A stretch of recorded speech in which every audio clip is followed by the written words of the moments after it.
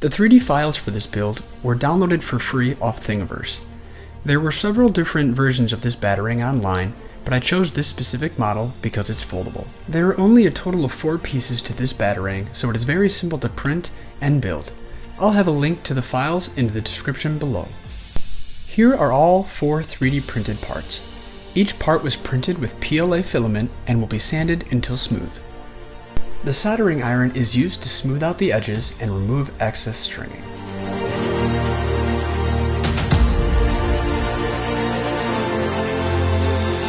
The pieces are sanded with 120 grit sandpaper. Once initial sanding is complete, the parts are primed. After priming, the parts are sanded again with 240 grit sandpaper.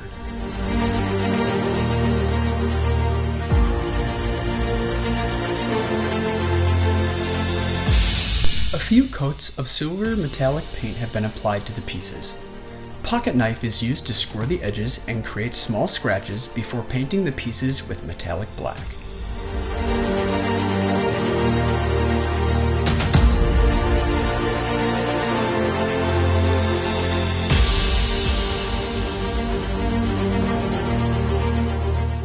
Before the pieces are painted again, the blades of the Batarang are covered with masking tape so they remain silver.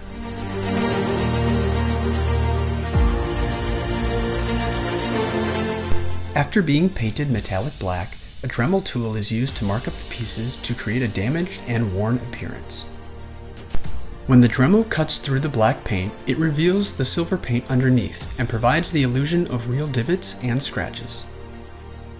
The pocket knife can also be used again to score the pieces to give more depth to the parts.